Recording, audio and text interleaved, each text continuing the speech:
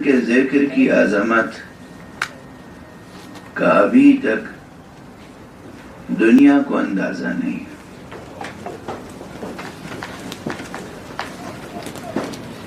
جب ہم ذکر حسین کرتے ہیں یا ذکر حسین کی بات کرتے ہیں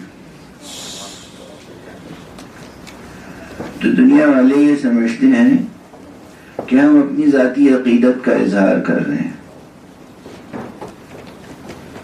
ہماری اپنی عقیدت ہے یا ہمارا اپنا عقیدہ ہے. بات اس سے کہیں آگے کی ہے. خدا کی قسم، میں خدا کی قسم کھا رہا ہوں.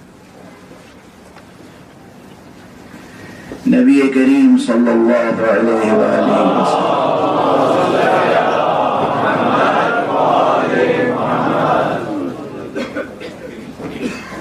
جب معراج پر تشریف لے گئے ہیں تو جو روایات معراجیاں ہیں جو ہم تک اہل بیت مصطفیٰ کے سلسلے سے پہنچی ہیں، ظاہر ہے کہ علم رجال اور علم درایت حدیث کے جو معیار ہیں وہ سب پیش نظر رہنے چاہیے. اگر کوئی روایت ہم تک حضرت صادق آل محمد سے پہنچی ہے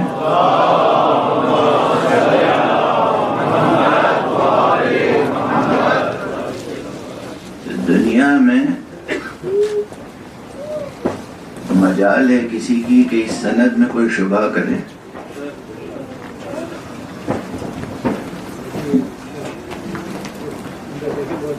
یا اسی طرح اگر کوئی روایت حضرت امام رضا علیہ السلام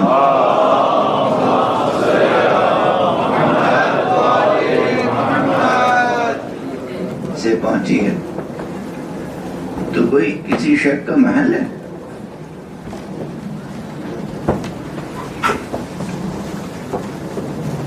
بہرحال جو روایتیں ہم تک پہنچی ہیں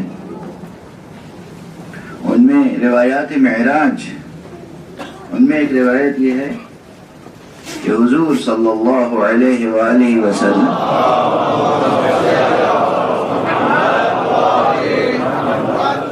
نے فرمایا کہ جب میں معراج پہ گیا تو میں نے عرش الہی پر کچھ لکھا ہوا دیکھا. میں مضمون روایت کو اپنی زبان میں عرض کر رہا ہوں. اولاً عرش کی عظمت اور اہمیت کا اندازہ کیجیے. قرآن مجید میں جہاں جہاں عرش الہی کا تذکرہ ہے، کہیں عرش کریم کہا گیا، کہیں عرش عظیم کہا گیا، اور مختلف عنوانات سے عرش الہی کا تذکرہ قرآن میں، حدیث میں. پہلے عرش کی عظمت ذہن میں آ جائے، پھر یہ بات کہ حضور فرما رہے ہیں جب میں معراج میں گیا تھا تو میں نے عرش الہی پہ لکھی ہوئی جو عبارتیں دیکھی، ان میں ایک عبارت یہ بھی تھی، ان الحسین مصباح الہدی و سفینۃ النجاۃ. بے شک حسین ہدایت کا چراغ اور نجات کی کشتی ہے. کیا عظمت ہے اس کے تذکرے کی جس کے ذکر سے حق سبحانہ و تعالی نے عرش کو مزین کیا.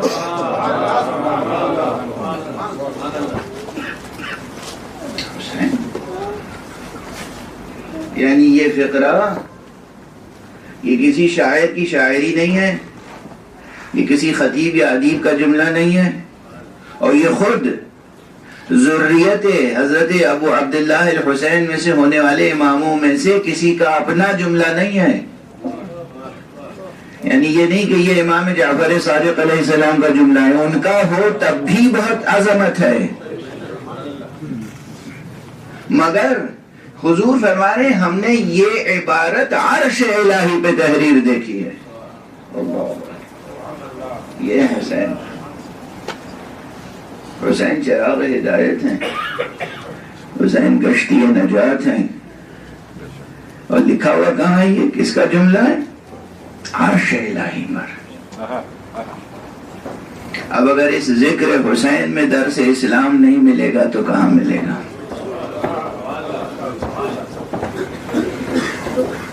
کل میں نے گزارش کی تھی کہ جب درس اسلام کی بات ہوگی تو کسی بھی مسلمان کے سامنے یا غیر مسلم کے سامنے یہ بات آئے گی کہ بھئی اسلام کے کیا معنی ہے. اسلام کے معنی مسلمان یہ بتاتے ہیں کہ خدا واحد کے سامنے سر تسلیم خم کر دینا اسلام ہے. تو گویا یہی پہلا سبق ہے اسلام کا. میں نے گزارش کرنے کی کوشش کی تھی کہ خود یہ عبارت لفظوں کی حد تک کہہ دینا اور پڑھ لینا آسان ہے، مگر واقعاً خدا واحد کے آگے سر تسلیم خم کر دینا، اسے زندگی میں برتنا بہت دشوار ہے. زندگی ہے انسان کی، کتنی تہدار ہے زندگی، کتنی پیچیدہ ہے زندگی، کتنے مسائل ہیں ہماری زندگی کے، کتنے شعبے ہیں زندگی کے، کتنے معاملات ہیں ہماری زندگی کے. ہر شعبہ زندگی میں، ہر معاملہ زندگی میں، ہر مسئلہ زندگی میں خدا پیش نظر رہے، اس کی رضا پیش نظر رہے، اور انسان اپنی انانیت کو داخل نہ دے، مکمل طور پر خودی کو نظر خدا کر دے. یہ کیا آسان کام ہے؟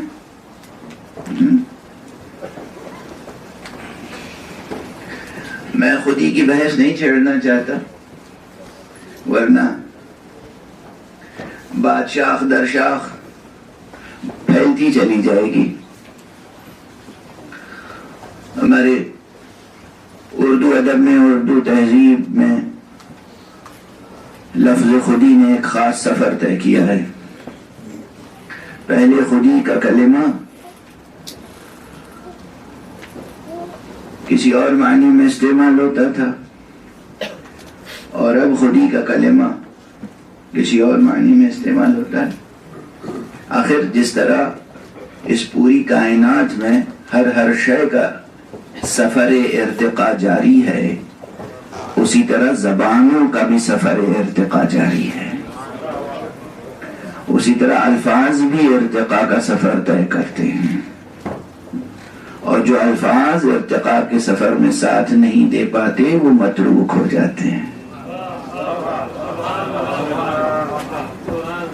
وہ متروک ہو جاتے ہیں. یہ زبان جو ہے یہ معمولی چیز نہیں ہے، یہ خود آیات الہیہ میں سے، اللہ کی نشانیوں میں سے، معجزات حق میں سے ہے. یہ زبان، یہ گفتگو، یہ آواز بحیثیت آواز بھی ایک معجزہ ہے، اور اگر یہی آواز مختلف معانی کی ترجمان بن جائے تو سوچنے کی بات ہے کہ اس میں یہ صلاحیت کیسے پیدا ہو گئی، اس آواز میں یہ صلاحیت کیسے پیدا ہو گئی کہ میرے دل کی بات آپ کو بتا دیں. اور ہمارے یہاں آواز یہ میرے دل کی بات آپ تک پہنچا دے. بہرحال آواز، الفاظ، کلمات، تو لفظ خودی کا اپنا ایک سلسلہ ابحاث کا ہے، بحثوں کا ہے. لیکن کل بھی میں نے ایک شعر پڑھا تھا اور اس شعر پہ آپ حضرات نے ماشاءاللہ داد بھی دے دی تھی، اور بس میں خاموش ہو کے رہ گیا تھا، اس لیے کہ میں اکثر یہ بات کہتا رہتا ہوں کہ ہمارے اب معاشرے میں مجمع میں یہ کیفیت ہو گئی ہے کہ جہاں جس بات کی داد دینی چاہیے وہاں تو خاموشی رہتی ہے،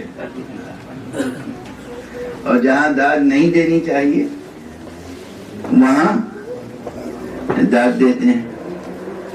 اب وہ شعر یہ تھا، پھر دہرا دوں چونکہ بحث سے مربوط ہے، جناب جمیل مظہری کا شعر تھا، بدنام نہ کیوں ہو خم گردن یہ خودی کا، مارا ہے ازل سے تیری سجدہ طلبی کا۔ گویا اللہ سبحانہ و تعالیٰ کی طرف سے جو سجدے کا حکم ہے یہ بار ہے ہمارے اوپر، یہ ہماری خودی کے خلاف ہے، اس کے آگے سر جھکانا یہ گراں گزر رہا ہے، اس لیے کہہ رہے ہیں کہ بدنام نہ کیوں ہو خم گردن یہ خودی کا۔ اور بات تو انہوں نے اس سے بھی آگے بڑھائی ہے، جھکنا بھی برا اور جھکانا بھی برا ہے، چوکھٹ سے مٹا داغ میری خیرہ سری کا، کچھ بھی نہ ملا ہاتھ کو کشکول بنا کے، یہ دست دعا کاسے خالی ہے خودی کا۔ یہ سب ان کے اشعار ہیں، دیکھیے آپ نے داد دینی شروع کر دی ہے نا، اور کیسے تشکیق آمیز اشعار ہیں، ان کی تعویل بھی مشکل ہے۔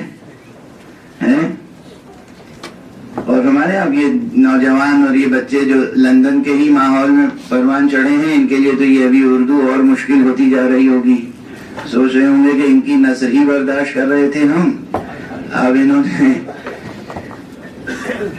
ایسی مشکل شاعری سنانی شروع کر دی۔ لیکن دیکھیے صبر کر لیجئے، مفہوم تک آپ پہنچ جائیں گے، کیونکہ بات آ گئی ہے۔ شعر کا ایک فائدہ یہی ہوتا ہے کہ جو بات کئی صفحوں میں کہی جاتی ہے وہ 2 مصروں میں بھی کہی جا سکتی ہے۔ تو یہ فرما گئے کہ کچھ بھی نہ ملا ہاتھ کو کشکول بنا کے، یہ دست دعا کاسے خالی ہے خودی کا، نور آنکھوں میں آنا تھا کہ ہونے لگا معدوم، جلوہ کے کرشمہ تھا میری بے بصری کا۔ میں جناب جمیل مظہری صاحب کی خدمت میں گستاخ تھا، تو میں نے اسی زمانے میں، یعنی یہ بات آج سے 35 برس پہلے کی ہے، اسی ردیف میں، اسی قافیے میں، اسی زمین میں اپنی معروضات پیش کیے اور ان کی خدمت میں لے گیا ادب کے ساتھ۔ میں نے کہا اب آپ اس کی اصلاح فرما دیجئے۔ اب ظاہر ہے کہ مجمع میں تشریف فرمائے وہ حضرات بھی کہ جو اردو زبان و ادب یونیورسٹیز میں پڑھاتے ہیں، تو وہ نزاکت سمجھ سکتے ہیں کہ تھے تو علامہ جمیل مظہری بہت بڑے استاد، مگر جب خدا سے ٹکراتا ہے کوئی تو خوب ٹھوکریں کھاتا ہے۔ تو خود ان اشعار میں جو زبان کی کمزوریاں ہیں وہ بھی عجیب و غریب ہیں۔ دیکھیے خیرہ سری کا کلمہ، ایک جگہ سجدہ کرتا رہے انسان تو اسے خیرہ سری نہیں کہتے، خیرہ سری اسے کہتے ہیں کہ آج یہاں سجدہ کر لیا، کل وہاں سجدہ کر لیا، کل وہاں سجدہ کر لیا۔ اور اسی طرح اس میں اور جو تعبیرات ہیں وہ بہت محل نظر ہیں اور خلاف ذوق بھی ہیں۔ اس لیے میں نے جو گزارش کی تھی وہ یہ تھی کہ اللہ ہر اعجاز یہ سجدہ طلبی کا، اللہ ہر اعجاز یہ سجدہ طلبی کا، احساس تو بیدار ہے بندے میں خودی کا، احساس تو بیدار ہے بندے میں خودی کا، ہوتا نہ تقاضا تو یہ توہین بڑی تھی، ہوتا نہ تقاضا تو یہ توہین بڑی تھی، احسان رہا شوق پر سجدہ طلبی کا، احسان رہا شوق پر سجدہ طلبی کا، جب سے تیری چوکھٹ پہ جھکا ہے سر تسلیم، آنکھوں کو کھٹکتا ہے نشاں خیرہ سری کا۔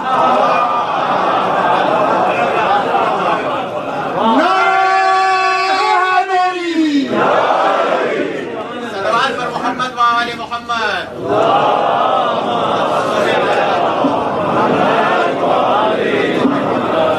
صلوات پڑھتے ہوئے آگے تشریف لے آئیں ذرا.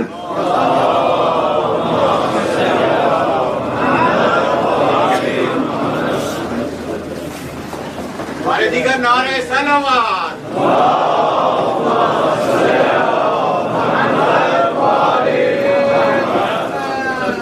ایک اور بلند تر صلوات پڑھنا.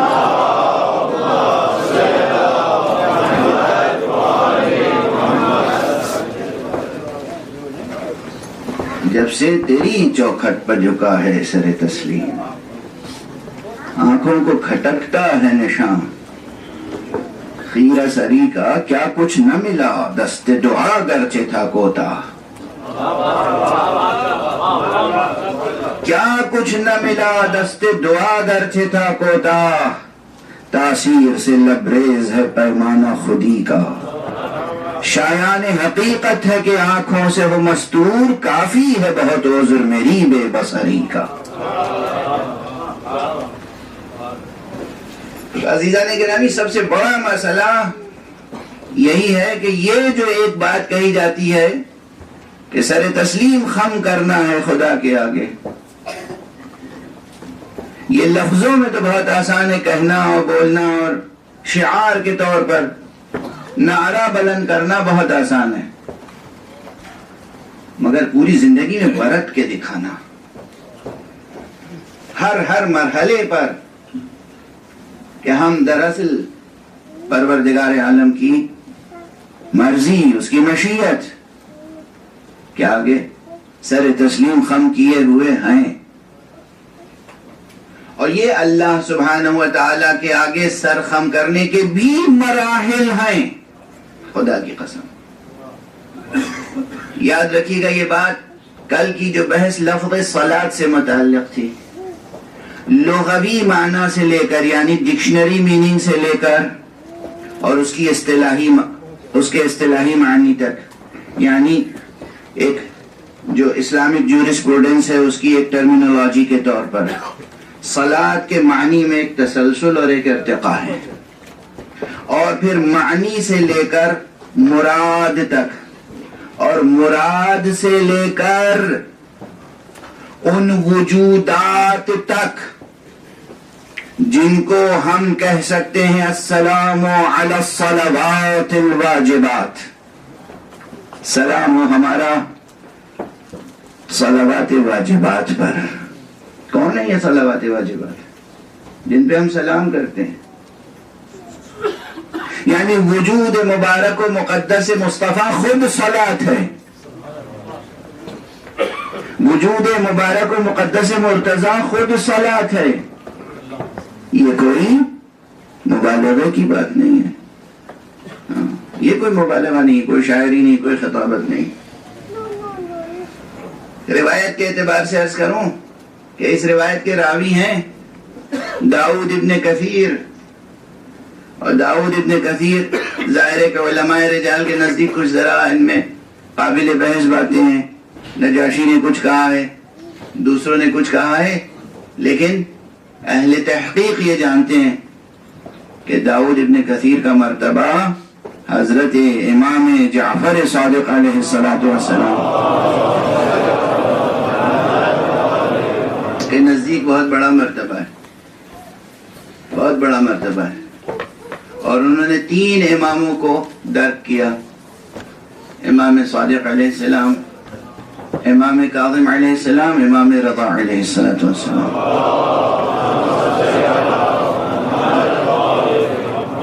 وہ گئے اور انہوں نے پوچھا حضرت سے کہ قرآن مجید میں جو صلاۃ کا تذکرہ ہے آقا کیا آپ ہی ہیں؟ کہاں؟ نحن الصلاة فی کتاب اللہ، نحن الزکاة فی کتاب اللہ، نحن الحج فی کتاب اللہ. ہم ہیں صلاۃ، ہم ہیں زکوٰۃ، ہم ہیں حج. عزیزان گرامی، کل بھی یہ جملے میں نے کہے تھے، آج بھی کہے ہیں، لیکن اس کی تفسیر کے لیے بہت وقت چاہیے، بہت. اور بس یہ یاد رکھیں کہ اس کے یہ معنی نہیں ہے کہ اگر ہم انہیں صلاۃ سمجھتے ہیں تو پھر ہمیں یہ صلاۃ پڑھنے کی ضرورت نہیں ہے. ہاں یہ میسج یہ پیغام لے کر نہ جائیے گا. یہ فعل یہ صلاۃ یہ فعل جو ہم انجام دیتے ہیں یہ تو ہماری مخلوق ہے نا. یہ فعل ہمارا ہم فاعل ہیں. یہ فعل ہے. فاعل بڑا ہوتا ہے یا فعل؟ رتبہ کس کا بڑا ہے؟ فاعل کا رتبہ بڑا ہے یا فعل کا؟ دراصل فاعل کا رتبہ بڑا ہے. اگر فعل کا رتبہ فاعل سے بڑا ہو سکتا ہے تو وہ کسی نہ کسی اضافی نسبت کی وجہ سے. اور ہمارے یہاں کوئی شعر اپنے شاعر سے بڑا نہیں ہوتا مگر یہ کہ شعر میں کسی ایسے کی مدح و ثنا کی گئی ہو جو سب سے بڑا ہو.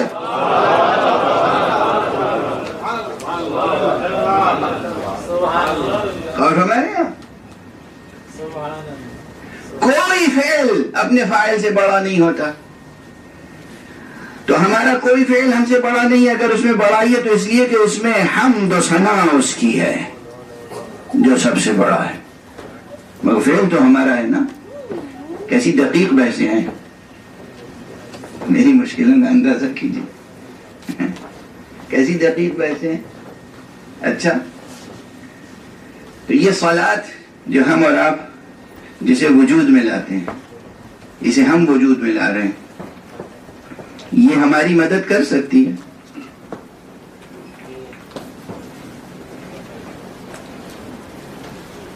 وہ ہماری مدد کر سکتا ہے جس کی حمد و ثنا ہم کر رہے ہیں اس صلاۃ میں. اور ہمارے یہاں قرآن مجید میں آیت ہے ایک سے زائد مقام پر وَاسْتَعِينُوا بِالصَّبْرِ وَالصَّلَاةِ. وَاسْتَعِينُوا کون سا صیغہ ہے؟ کیا معنی ہے اس کے؟ وَاسْتَعِينُوا یعنی استعانت کرو، مدد حاصل کرو. یہیں پہ ظرافت یہ ہے، لطافت یہ ہے خطاب کی. خطاب کس کا ہے؟ پروردگار کا. وہ جانتا ہے کہ اس کے بندے مدد کے محتاج ہیں. اب کوئی کسی مقام پہ یہ نہ کہے کہ ہمیں مدد کی ضرورت نہیں ہے. جب وہ کہہ رہا ہے مدد حاصل کرو اس کے معنی ہے کہ تمہیں مدد کی ضرورت ہے. وہ کہہ رہا ہے مدد حاصل کرو، استعینوا مدد حاصل کرو. اور کس سے؟ استعینوا اس کا روٹ ورڈ وہی ہے جو نستعینو کا ہے. کہیں لفظ نستعینو آیا ہے قرآن میں؟ ماشاء اللہ معلوم ہے آپ پابندی سے نماز پڑھتے. سورہ حمد میں ایاک نعبد نستعین، پروردگار ہم تیری ہی عبادت کرتے ہیں اور بس تجھی سے مدد چاہتے ہیں. بندہ کہہ رہا ہے کہ ہم بس تجھی سے مدد چاہتے ہیں. پروردگار کہہ رہا ہے وَاسْتَعِينُوا بِالصَّبْرِ وَالصَّلَاةِ، تم صبر اور صلاۃ سے مدد حاصل کرو. پروردگار کے جتنے بھی نام ہم نے دیکھے کہیں اللہ کا نام صبر یا صلاۃ نہیں ہے.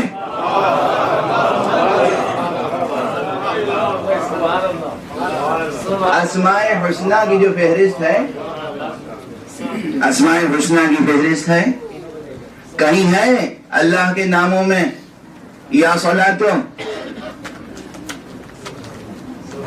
یا صبرو؟ دعائے جوشن کبیر پڑھی ہے آپ نے؟ یا صلاتو سے خطاب ہے خدا کے لیے؟ نہیں ہے نا. یا صبرو سے ہے؟ نہیں ہے. ہم کہہ رہے پروردگار تجھ سے مدد چاہتے ہیں. پروردگار فرما رہا اچھا ہم سے مدد چاہتے ہو تو جاؤ صبر و صلاۃ سے مدد حاصل کرو. اب یہی بات سمجھنا، اگر ہم خود سے صبر و صلاۃ سے مدد لیتے تو شرک ہو جاتا. وہ جب کہہ رہا ہے صبر و صلات سے مدد حاصل کرو، اس کے کہنے کے نتیجے میں جب مدد حاصل کریں گے تو پھر شرک نہیں، اطاعت ہوگی۔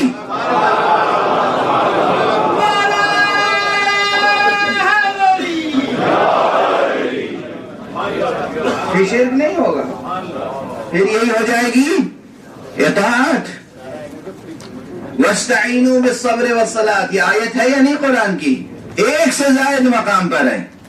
مدد حاصل کرو تم صبر سے اور صلات سے۔ پروردگار کس طرح مدد حاصل کریں صبر و صلات سے؟ یہ ہے کون حقیقتیں جن کا نام صبر و صلات ہے، جو ہماری مدد کر سکیں، جو ہماری مدد کر سکیں۔ خدا کی قسم اس صلات کی اپنی عظمت ہے، اس کو خفیف نہ سمجھیے گا، استخفاف نہ کیجیے گا اس نماز کا، ہلکا اور سبک نہ گردانیے گا، مگر دراصل جو مدد کریں گے ہماری، اور وہ بھی اس میدان میں جس میدان میں دیکھیے، ایک ہے دنیاوی معاملات میں مدد کرنا، اور ایک ہے اس میدان میں مدد کرنا جس میدان سے کوئی آشنا بھی نہیں ہے۔ اور ہمارے یہاں، اور وہ کون سا میدان ہے؟ وہ خود خدا شناسی اور خدا رسی کا میدان ہے۔ کس نے خدا کو پہچانا ہے جو ہمیں پہچانوا دے گا؟ اور کون خدا تک پہنچا ہے جو ہاتھ پکڑ کے ہمیں خدا تک پہنچا دے؟ اور ہمارے یہاں یہ لندن سے نیو یارک تک کا سفر نہیں ہے، یہ لندن سے دہلی تک کا سفر نہیں ہے۔ بات یہ کہ خدا کی معرفت، اور معرفت علمی صرف نہیں بلکہ معرفت عملی، خدا تک پہنچنا، خدا کے آگے سر تسلیم خم کرنا۔ جس نے خم کیا ہو وہ سکھا سکتا ہے کیسے خم کیا جائے گا، وہ بھی زندگی کے ہر شعبے میں، سوائے مصطفیٰ صلی اللہ علیہ وآلہ وسلم۔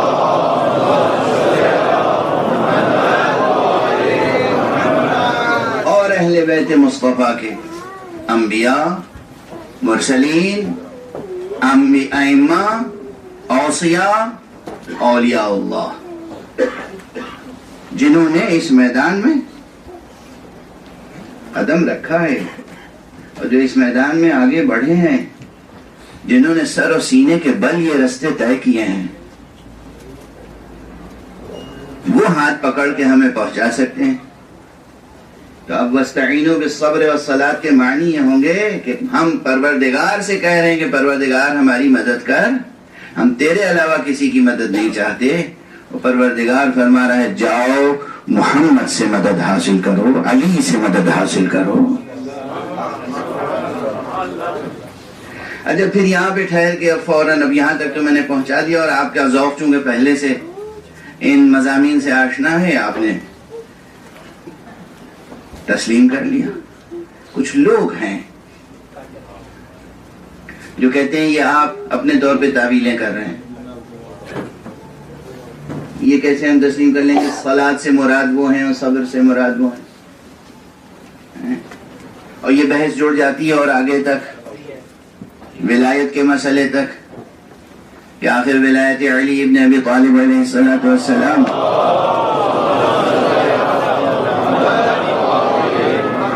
کیا آپ اس قدر قائل ہیں؟ تو یہ بتائیے کہ قرآن مجید میں اللہ سبحانہ و تعالیٰ نے حضرت علی ابن ابی طالب کا نام کیوں نہیں لے لیا؟ یہ بہت عام سوالات ہیں، میں مقرر اس کے جواب دے چکا ہوں، دوسرے ذاکرین، دوسرے خطبہ جواب دے چکے ہیں، لیکن اب یہ سوال زندہ رہتے ہیں، رکھے جاتے ہیں، تو پھر جواب بھی مقرر عرض کرنا پڑتا ہے۔ اور میں ایک بات اکثر کہتا رہا ہوں، یہ جملہ یاد رکھیے گا، اگر جھوٹ بولنے والا جھوٹ دہراتے ہوئے نہ تھکے تو سچ بولنے والے کو سچ دہرانے میں نہیں تھکنا چاہیے۔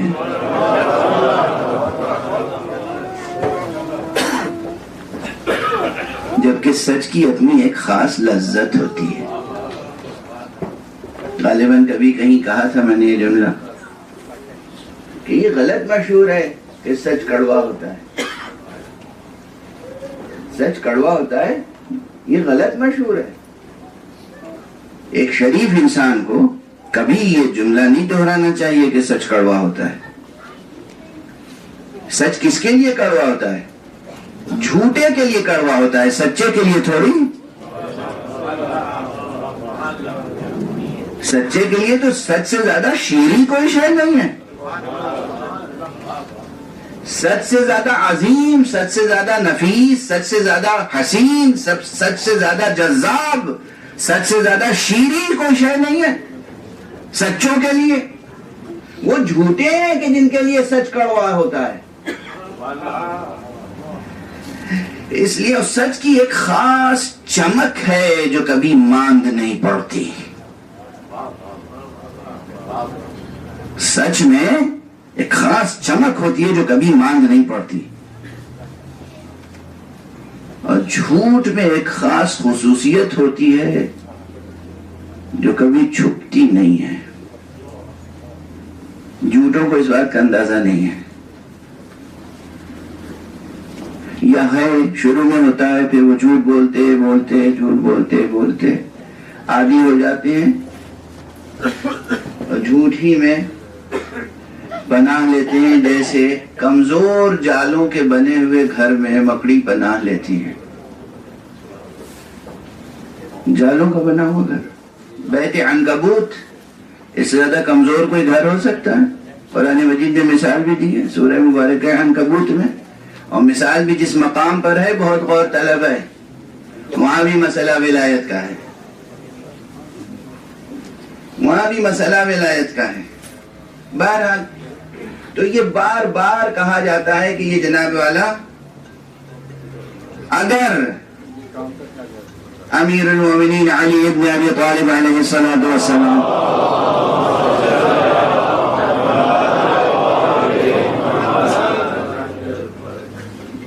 کی ولایت، اور ولایت کے بھی مراتب ہیں، ولایت کے بھی مراتب ہیں.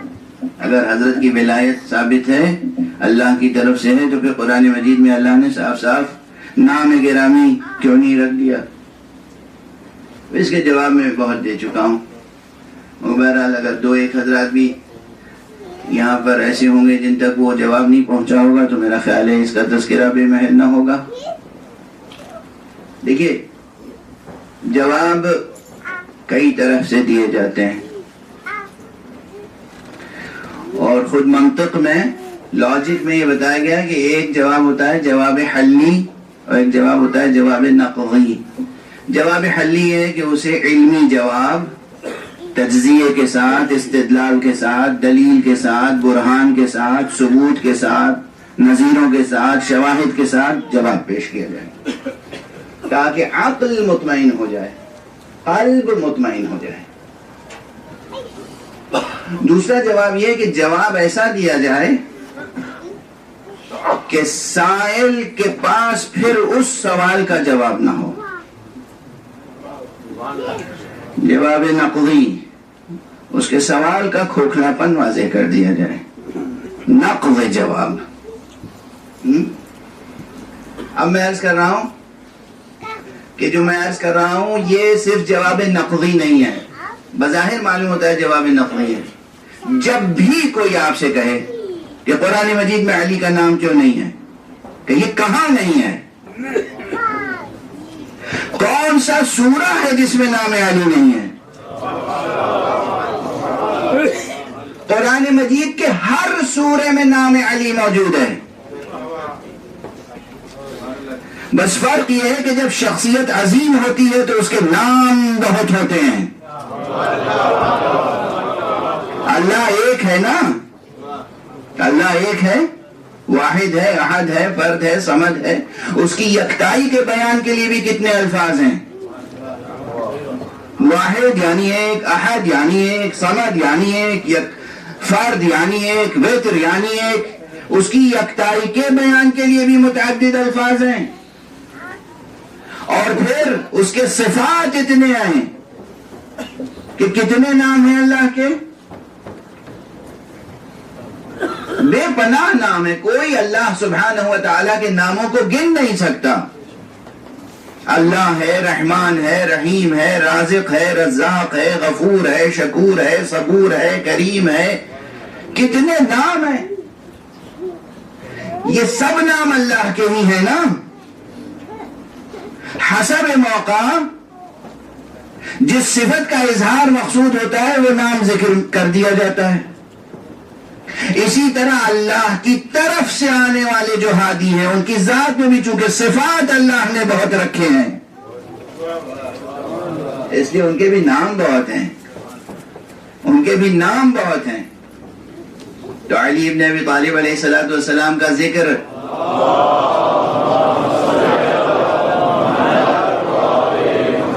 قرآن مجید میں پہلے ہی سورہ سے شروع ہو جاتا ہے۔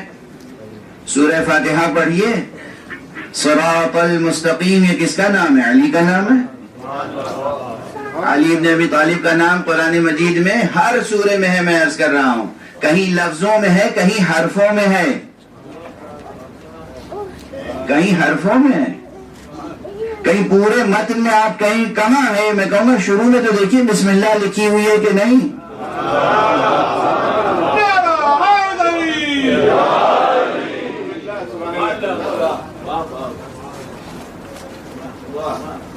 کوئی آئے کہ سورہ والناس میں کہاں ہے؟ بسم اللہ سورہ والناس سے پہلے لکھی ہوئی ہے کہ نہیں؟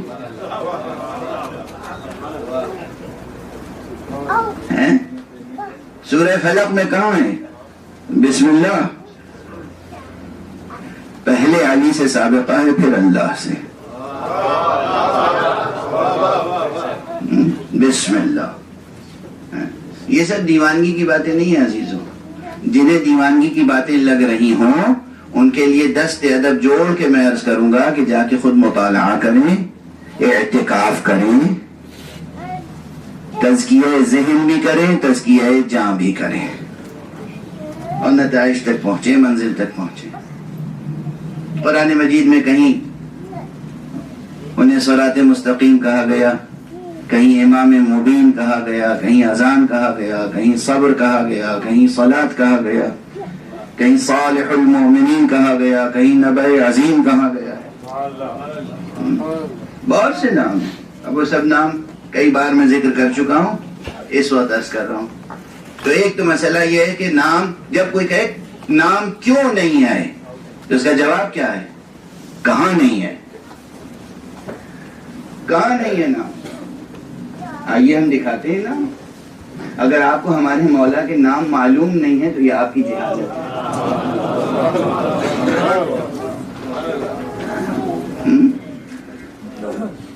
حضور کا نام احمد بھی ہے، محمد بھی ہے، محمود بھی ہے، مصطفیٰ بھی ہے، کتنے نام ہیں سرکار صلی اللہ علیہ وآلہ وسلم؟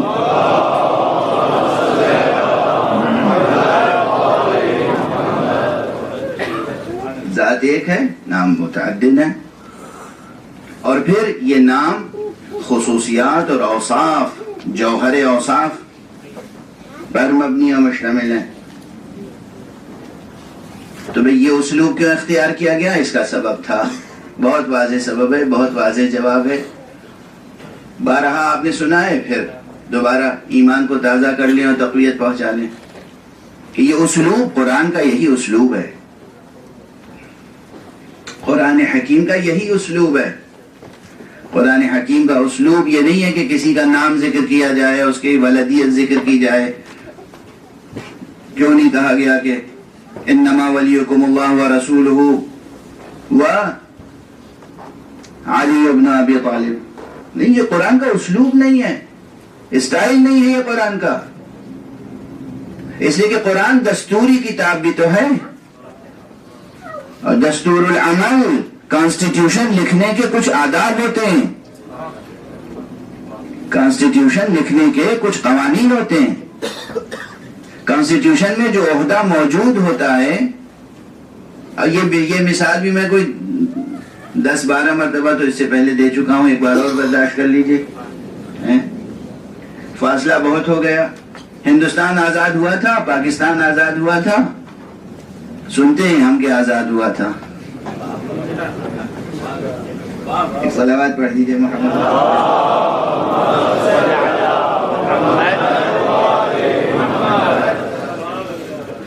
ہم نے تو جب سے آنکھ کھولی ہے ہم نے غلامی دیکھا ہے، لیکن بہرحال طرح طرح کی غلامیوں میں ہم ہیں مبتلا، طرح طرح کی غلامیوں میں ہیں مبتلا. مگر سنا ہے تاریخ میں بچوں کو پڑھایا جاتا ہے، اسکول میں بتایا جاتا ہے کہ آزاد ہوا تھا ملک ہمارا. اچھا، وہ جب آزاد ہوا تھا تو ایک جمہوری ملک وجود میں آیا اور ایک کانسٹیٹیوشن بنا.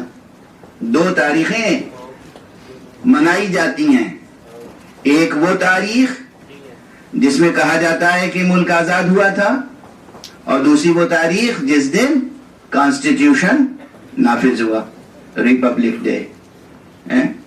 اچھا، یہ جو ملک بنا تو یہ کانسٹیٹیوشن میں لکھا ہوا ہے کہ اس ملک کا وزیر اعظم کون ہوگا؟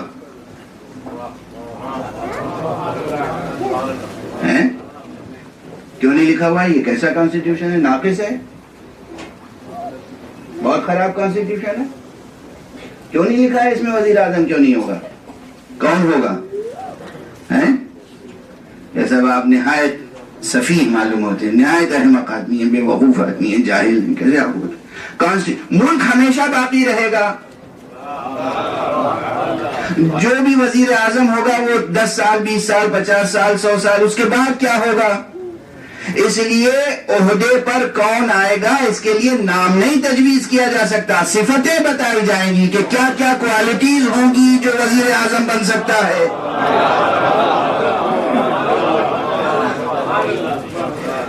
تو میں کہوں گا قرآن مجید بھی آیا تھا اس امت کے لیے کہ قیامت تک یہ امت جو ہے وہ باقی رہے گی، اور قیامت تک عہدہ ولایت کا بھی قائم رہے گا.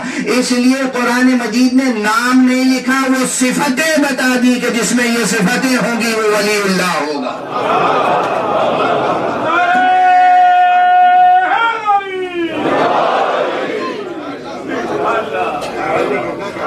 امامت کا عہدہ باقی رہنا ہے، ولایت کا عہدہ باقی رہنا ہے.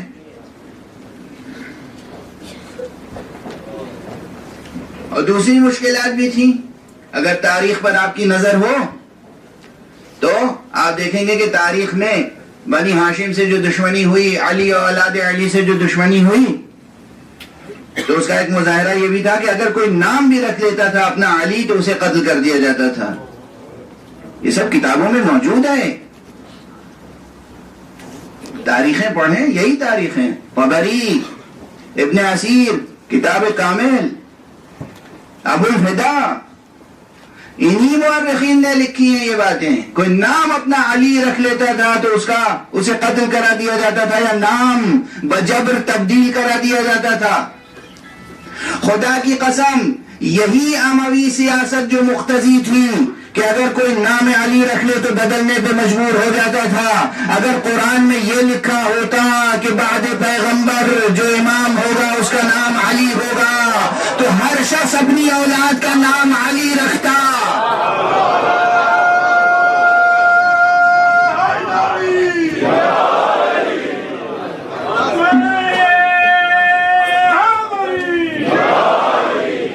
اور اس کے بعد بھی مسئلہ حل نہیں ہوتا، اس لیے کہ اس کے بعد جنگ چھڑ جاتی گھر گھر کہ بھئی اس آیت میں جس علی کا ذکر ہے وہ تمہارا بیٹا نہیں، وہ تو میرا بیٹا ہے. وہ اس آیت میں جس علی کا ذکر ہے وہ کوئی اور نہیں، وہ میں ہوں. اس طرح کی کتنی بحث، گھر گھر جنگ چھڑ جاتی. نام کا رکھ دینا مسئلے کا حل نہیں تھا، مسئلے کا حل یہی تھا کہ ایسی صفتوں کے ساتھ بیان کیا جائے کہ وہ صفتیں جب تلاش کرے انسان تو صفات اور کمالات کا سفر جا کے جس در پہ رکے وہ کوئی اور در نہ ہو، وہاں کسی تشابہ اور اشتباہ کا امکان نہ ہو، کسی خطا اور کسی غلطی کا امکان نہ ہو. وہ آسمان سے بھی ستارہ ٹوٹے تو وہیں جا کے قرار پائے.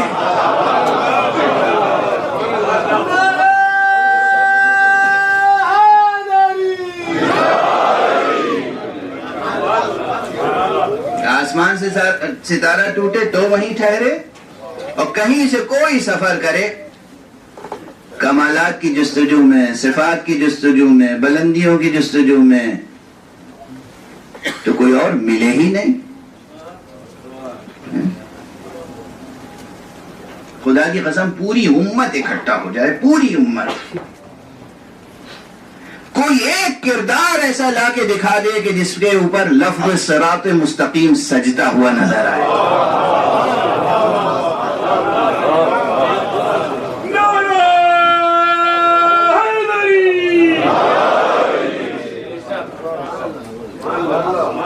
یا اور الباب لفظ صالح المومنین جس کی پیشانی پہ سجدہ ہوا نظر آئے۔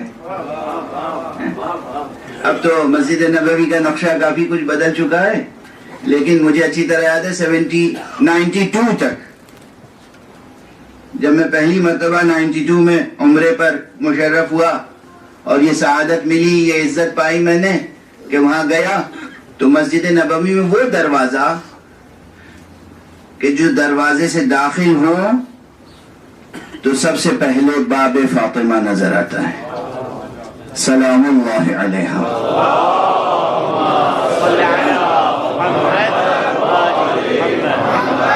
وہاں پہ یہی آیت لکھی ہوئی تھی جس میں صالح المومنین کا تذکرہ ہے۔ کیوں لکھی ہوئی تھی اور اسی دروازے پہ کیوں لکھی ہوئی تھی؟ تو صالح المومنین سے مراد کوئی اور ہے ہی نہیں۔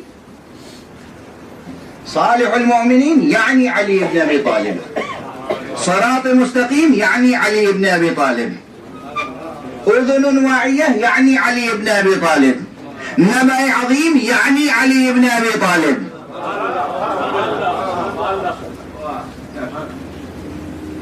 صفات جس طرح